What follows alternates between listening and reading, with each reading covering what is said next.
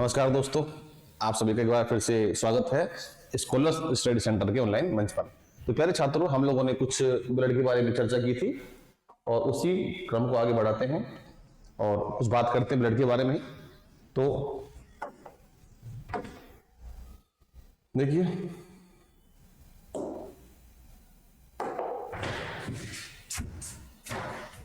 कि जो ब्लड है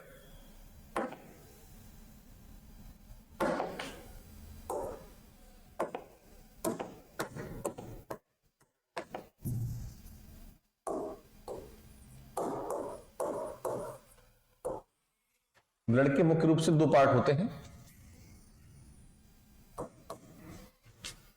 एक पार्ट होता है प्लाज्मा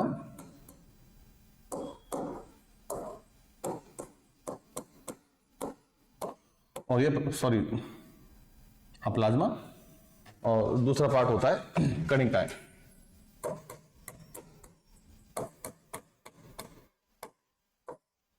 हम जिसको कार्ब सेल्स भी कहते हैं।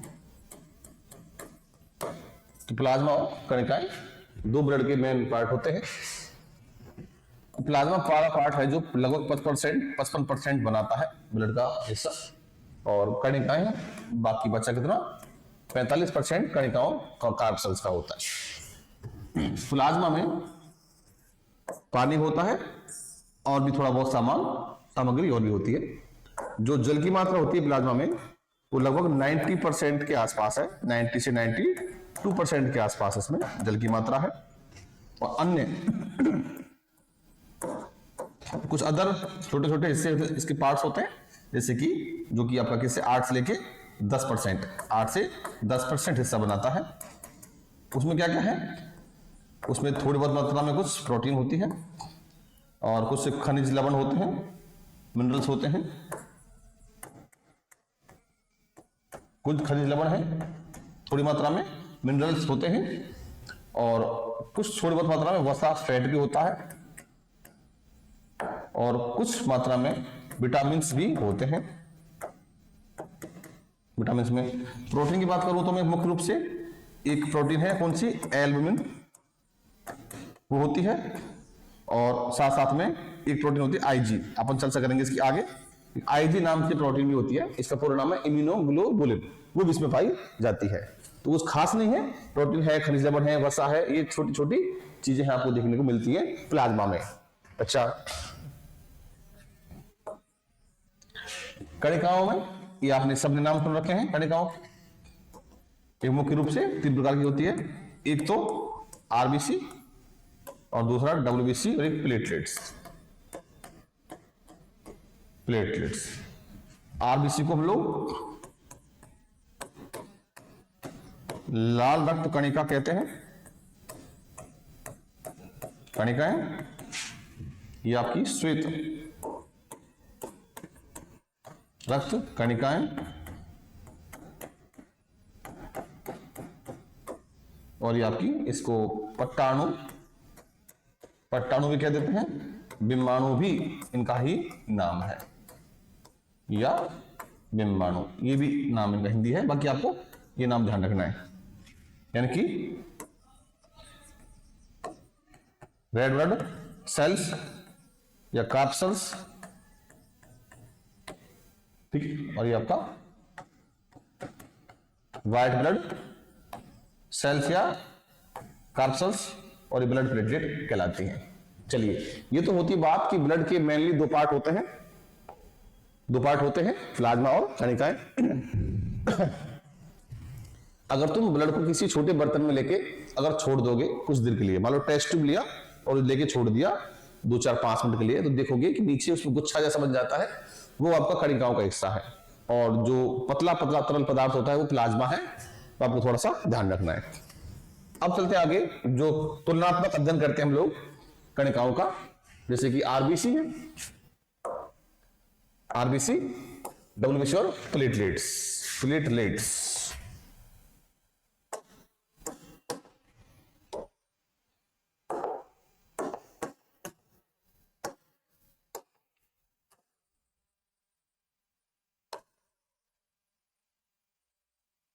थोड़ा एरर है, मैं इसको ठीक कर रहा हूं।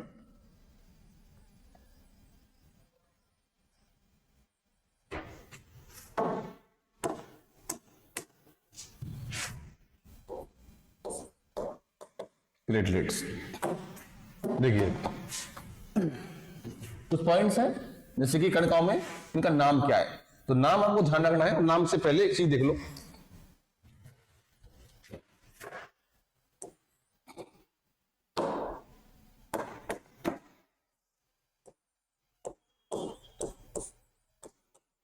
एरिथ्रोमिन्स होता है लाल, रेड, और ल्यूकोमिन्स होता है सफेद, श्वेत, और साइट मीन्स होती है कोशिका यानी कि सेल। ये मेडिकल की भाषा है, आपको ध्यान रखनी है। और सिस मीन्स अधिकता,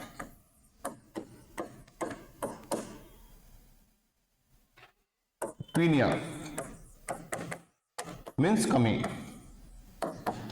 ये आप देख पा रहे हो।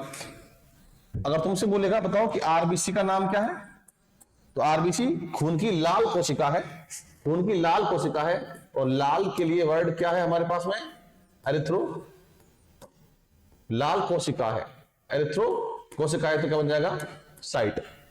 सेम टू सेम डब्ल्यूबीसी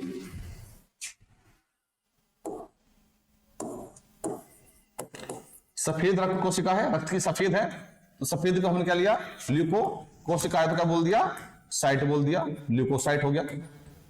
ठीक है, उसके बाद में प्लेटलेट, एक ध्यान रखना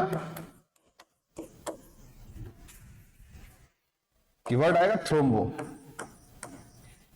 थ्रोम्बो, थ्रोम्बो, इसका मतलब होता है ब्लड का थक्का, ब्लड क्लॉट, रक्त का थक्का होता है। ठीक है, तो प्लेटलेट्स का काम होता है थक्का बनाना, इसलिए वो क्या बोलते हैं उसको, हम बोलते हैं इसको थ्रोम्बोसाइट। क्या बोलते हैं, थ्रोम्बोसाइट बोलते हैं। ठीक है, तो आरबीसी को बोलते हैं हम लोग एरिथ्रोसाइट, डब्ल्यूबीसी ल्यूकोसाइट, और प्लेटलेट थ्रोम्बोसाइट। ये इसके जो मेडिकल की जो भाषा है वहां से नाम निकल के आते हैं, अब आप देख सकते हो। देखो नाम एरिथ्रोसाइट, इसका है डब्ल्यूबीसी का ल्यूकोसाइट, और प्लेटलेट्स का है थ्रोम्बोसाइट। इनका नाम हो गए। अगर बात करते हैं इनका निर्माण कहां होता है, निर्माण कहां होता है, तो तीनों निर्माण, जो ब्लड का निर्माण होता है बोन मैरो में, रेड बोन मैरो में रक्त का निर्माण होता है। तो आपका निर्माण की जगह तीनों का स्थल सेम है, लाल अस्थिमज्जा, रेड बोन मैरो और रेड बोन मैरो। अब बोल रहा है कि अगर आपकी बॉडी में किसी कंडीशन में इनकी कमी अधिकता हो जाए, तो अभी आपने देखा था कि कमी को बोलते हैं पीनिया, अधिकता कहलाती है सिस। तो देखो यहां से देखो, अगर प्लेटलेट अधिक हो जाती हैं, अधिक होती हैं, तो थ्रोम्बोसाइटोसिस, देखो थ्रोम्बोसाइट तो प्लेटलेट होती है, लास्ट में सिस जोड़ दिया तो क्या होगा, थ्रोम्बोसाइटोसिस हो जाता है। यहां से देखो भाई, एरिथ्रोसाइट, देखो थ्रोम्बोसाइट, ये तो प्लेटलेट है ही, बस लास्ट में जोड़ दिया सिस, क्या जोड़ दिया सिस, क्या बना, थ्रोम्बोसाइटोसिस, इसका नाम बन जाएगा। ये फॉर्मूला आपको सब में अप्लाई करना पड़ेगा। देखो थ्रोम्बोसाइटोसिस, ये एक साथ नाम है। ठीक है, अगर कमी बोले तो पीनिया, तो क्या बना, तो थ्रोम्बोसाइटोपिनिया। तो कमी, अगर प्लेटलेट की कमी थ्रोम्बोसाइटोपिनिया है, और प्लेटलेट की अधिकता है जो थ्रोम्बोसाइटोसिस कहलाती है। अगर मैं बात करता हूं डब्ल्यूबीसी की, तो सेम टू सेम है, तो ल्यूकोसाइटोसिस अधिकता होगी, और कमी जो होगी वो कमी कहलाएगी ल्यूकोसाइटोपेनिया। तो ल्यूकोसाइटोसिस एक ही वर्ड है, और ल्यूकोसाइटोपेनिया भी एक ही वर्ड है। ये ऊपर नीचे हो गया है स्पेस की वजह से। ठीक है, लेकिन थोड़ा सा ट्विस्ट यहाँ पे है आपका आरबीसी में। तो आरबीसी की जो कमी है, कमी तो आपकी क्या है, एरिथ्रोसाइटोपेनिया है ही, इसमें कोई डाउट नहीं है। इस फॉर्मूले से ट्रिक से हमारे 6 नाम में से 5 याद हो रहे हैं, लेकिन ध्यान रखना है यहाँ पे एरिथ्रोसाइटोसिस ना होकर पॉलीसाइथेमिया आपको ध्यान रखना है। तो आरबीसी की अधिकता को कहते हैं पॉलीसाइथेमिया। एरिथ्रोसाइटोसिस नाम का वर्ड हमारे पास में नहीं है, होना तो चाहिए लेकिन है नहीं, तो कुछ नहीं कर सकते, आपको ध्यान रखना है। तो एरिथ्रोसाइटोसिस नहीं, एरिथ्रोसाइटोपेनिया होता है, और पॉलीसाइथेमिया होता है, ल्यूकोसाइटोसिस और ल्यूकोसाइटोपेनिया, और थ्रोम्बोसाइटोसिस, थ्रोम्बोसाइटोपेनिया। ये आपके ब्लड कार्ब सेल्स की अधिकता और कमी को दर्शाते हैं। ये इसके भाषा की, शब्दावली की भाषा है। अब बोलते हैं कि बताओ जीवन काल कितना है, तो इनका जीवन काल, आरबीसी का जीवन काल 100 से लेके 120 दिन होता है। निर्माण होने से लेके नष्ट होने तक का जो समय है वो 100 से लेके 120 दिन होता है। डब्ल्यूबीसी का जीवन काल 2 से 4 दिन का होता है, और प्लेटलेट का 5 से 7 दिन का होता है। और आपसे पूछेगा कि बताओ किस रोग में इनकी संख्या में कमी होती है, तो कहोगे कि मलेरिया में आरबीसी कम हो जाती है, एड्स में डब्ल्यूबीसी कम हो जाती है, और डेंगू में प्लेटलेट कम हो जाती है। आपने ये तो जनरल आपने सुन रखा है कि डेंगू होता है तो प्लेटलेट कम हो जाती है। तो मलेरिया में आरबीसी कम होंगी, और एड्स में डब्ल्यूबीसी कम होंगी, और डेंगू में प्लेटलेट कम हो जाती है। नेक्स्ट देखिए कार्य। आरबीसी का कार्य क्या होता है? आपकी बॉडी में O2 और CO2 गैस का परिवहन, इसका काम है मेन आरबीसी का। O2 और CO2 का परिवहन, transportation of O2 and CO2 gas. और डब्ल्यूबीसी काम होता है रोगों से लड़ना। आपकी बॉडी को इम्यूनिटी देती है डब्ल्यूबीसी, और प्लेटलेट बनाती है थक्का, ब्लड क्लॉट, रक्त का थक्का बनाने में प्लेटलेट मदद करते हैं। रोगों से लड़ती है आपकी डब्ल्यूबीसी। और ये पूछता है कि बताओ केंद्रक है नहीं है? देखो हर कोशिका में, मान लो कोई कोशिका सेल है, हर सेल के बीचों बीच एक संरचना होती है, स्ट्रक्चर, हम इसे कहते हैं केंद्रक, हम उसे न्यूक्लियस कहते हैं। तो आपको ध्यान रखना है कि आरबीसी में केंद्रक एब्सेंट होता है, अनुपस्थित। आरबीसी में केंद्रक अनुपस्थित होता है, और डब्ल्यूबीसी में केंद्रक प्रेजेंट होता है, और प्लेटलेट में भी केंद्रक आपका एब्सेंट होता है। तो एब्सेंट, प्रेजेंट, एब्सेंट। लेकिन यहां पे एक छोटा सा एक्सेप्शन, अपवाद है। ऊंट और लामा, भेड़ जैसा लामा होता है, ऊंट और लामा की आरबीसी में केंद्रक पाया जाता है। देखिए बाकी किसी के भी नहीं है, बस ऊंट और लामा की में प्रेजेंट है, बाकी सब में एब्सेंट है। अब बताए आकार कितना है? अगर शेप की बात की जाए, इनकी शेप की बात की जाए, तो द्विअंतलाकार आरबीसी का आकार कैसा है? द्विअंतलाकार होता है, हम इसे बोलते हैं बाइकॉनकेव, द्विअंतलाकार होता है। और डब्ल्यूबीसी का आकार कैसा है? अनसर्टेन, यानी कि अनियमित होता है। इसका शेप होती है प्लेट शेप, जमीन नाम इसका प्लेटलेट है। तो ये कुछ पॉइंट थे आरबीसी, डब्ल्यूबीसी और प्लेटलेट को लेके, जो आपको विशेषकर ध्यान रखने हैं। नेक्स्ट देखिए, अब आता है कुछ पॉइंट देखिए कि डब्ल्यूबीसी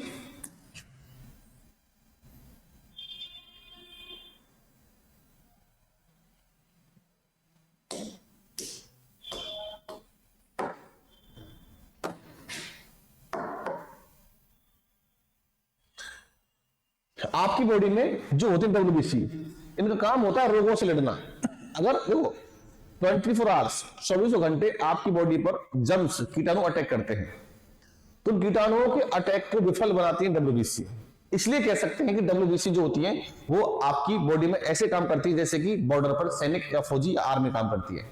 इसीलिए डब्ल्यूबीसी को हम लोग शरीर का सैनिक या फौजी या पुलिसमैन भी कहते हैं। तो विशेषकर ध्यान रखना है, अगर बाई चांस आपकी बॉडी पे कोई अगर कीटाणु अटैक करता है तो उस कीटाणु का खात्मा डब्ल्यूबीसी करती है। इसलिए आपको विशेष बात ध्यान रखना है कि डब्ल्यूबीसी को शरीर का फौजी, सैनिक या पुलिसमैन कहते हैं। नोट देखिए, आरबीसी में केंद्रक नहीं होता है, बता रखा है, लेकिन ऊंट और लामा की आरबीसी में केंद्रक पाया जाता है। तो आरबीसी में न्यूक्लियस प्रेजेंट है, किसमें? एक्सेप्शन ऊंट और लामा की में। नेक्स्ट देखो, एक वर्ड है ल्यूकेमिया। ल्यूकेमिया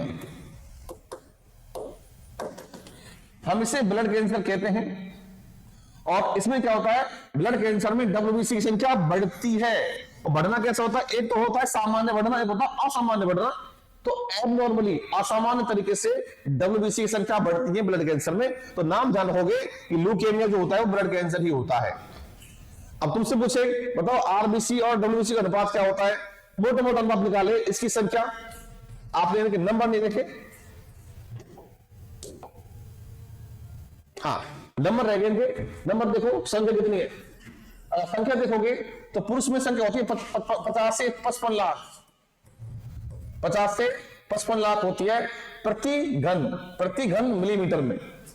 अगर आप 1 घन मिलीमीटर ब्लड लोगे, आप 1 mm³ ब्लड लोगे, तो 1 mm³ ब्लड में 50 से लेकर 55 लाख होती है आरबीसी। सेम टू सेम अगर आपने 1 mm³ ब्लड लिया तो 7,000 से 10 लाख, सॉरी 7,000 से 10,000, 7,000 से 10,000 होती है डब्ल्यूबीसी उसी ब्लड में। उसी सेम क्वांटिटी अगर आपने ब्लड लिया है तो 1.5 लाख से 4.5 लाख, 1.5 लाख से 4.5 लाख होती है प्लेटलेट उसी ब्लड में। तो ये इसकी संख्या आपको ध्यान रखनी है। लेकिन आरबीसी की मैं बात करता हूं तो फीमेल में ये थोड़ी सी 5 लाख कम हो जाती है। फीमेल में 5 लाख कम हो जाती है, क्योंकि 45 से 50 लाख के आसपास होती हैं। अब तुमसे यहां से पूछा है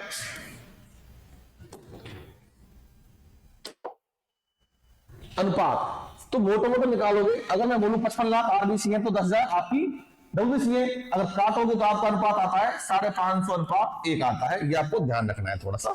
बाकी अगर ये ना आए तो इसके आसपास अगर अनुपात हो तो उसको आप सेलेक्ट कर सकते हो। एक बार पेपर में आया था तो उस टाइम ये आपका अनुपात 600 अनुपात 1 ऑप्शन में था, जो इसके बिल्कुल नियरेस्ट था इस आंसर के, इसको सही माना था। ठीक है, चलिए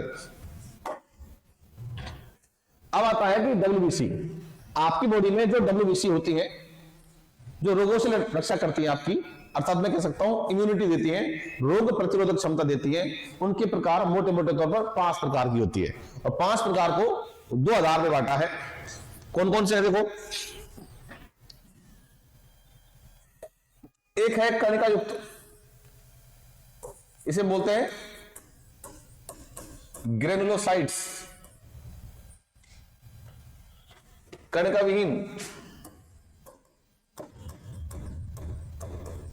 ग्रेनुलोसाइट्स, ये 3 है। फिर क्या देखोगे BAN, 1 2 3 BAN, और दूसरा आपका क्या है ML, ये चौथी है, ये 5वीं है BAN और ML। ये ट्रिक ध्यान रखनी है। और ये आपका सीक्वेंस रखना ही BAN, B4 basophil, A4 acidophil,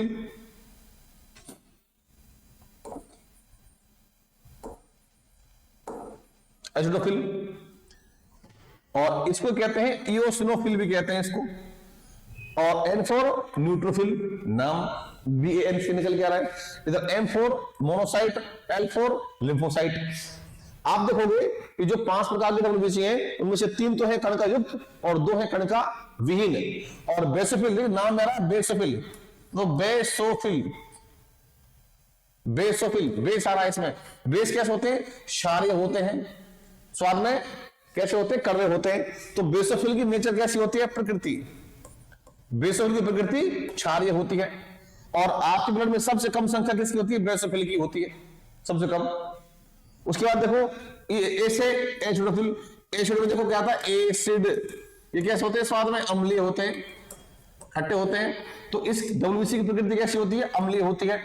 neutrophil, नाम में क्या है? न्यूट्रल, यानी कि ना तो अम्लीय ना ही क्षारीय, ना एसिडिक ना ही बेसिक। तो ये तो बेसिक हो ही गया नेचर में, और ये कैसा हो गया? नेचर में एसिडिक हो गया। और ये आपका कैसा है? प्रकृति न्यूट्रोफिल की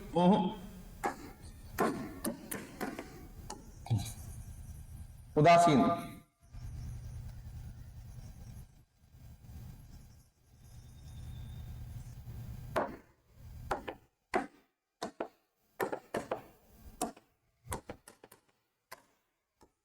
उदासीन प्रकृति, यानी न्यूट्रल।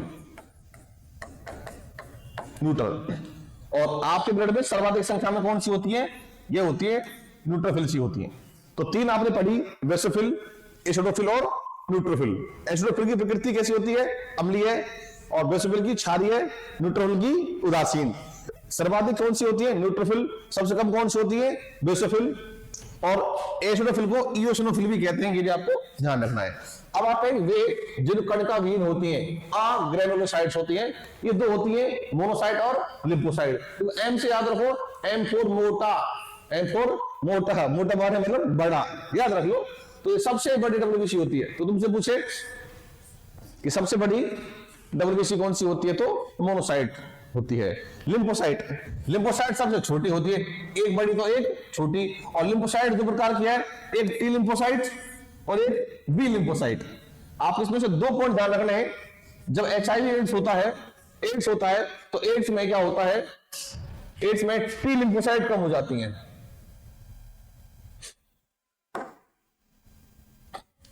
एड्स में टी लिम्फोसाइट कम हो जाती है, ये ध्यान रखना है। और दूसरा, मोनोसाइट्स कैसे होते हैं? मोनोसाइट भक्षाणु प्रकृति के होते हैं। और भक्षाणु क्या होता है? फैगोसाइटिक नेचर, मतलब खाने वाले, भक्षण करने वाले। तो मोनोसाइट्स कैसी होती है, नेचर में फेगोसाइटिक होती है, खाने वाली होती है। और हमारे शरीर में, इससे पहले सुनो, एड्स में टी लिम्फोसाइट कम होती है और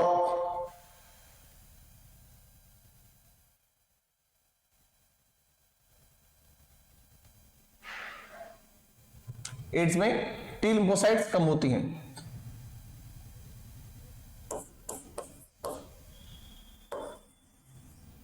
एलर्जी में हिस्टामिन है, हाँ ये है, ठीक है, मत लिखो, ठीक है। हमारे शरीर में एलर्जी हिस्टामिन के कारण होती है। देखिए हिस्टामिन क्या है, हिस्टामिन 12th क्लास केमिस्ट्री के 12th क्लास के आपके ये केमिस्ट्री नहीं, केमिस्ट्री में 12th क्लास में है ये, और शायद ये आपके बायोमोलिक्यूल नाम के चैप्टर में है हिस्टामिन।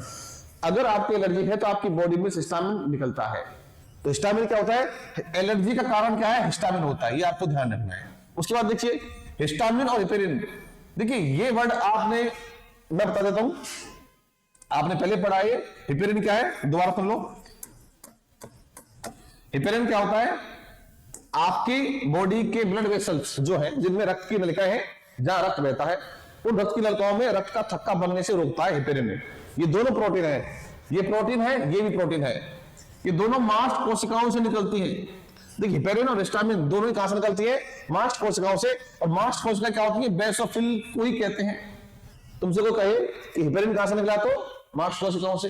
हिस्टामिन कहां से, तो भी मास्ट कोशिकाओं से। मास्ट कोशिकाएं नई कोशिका नहीं है, बेसोफिल्स का ही एक रूप होता है। इसलिए लाइन देख लो कि मास्ट कोशिकाएं बेसोफिल का ही एक रूप होती है, ये लीजिए। तो दो नाम नए आए, हिस्टामिन और हिपेरिन। एड्स में कब होती है कौन, टी लिम्फोसाइट, और मोनोसाइट्स होती है खाने वाली भक्षाणु प्रकृति की। अब आपका हेडिंग है, टॉपिक है ब्लड ग्रुप।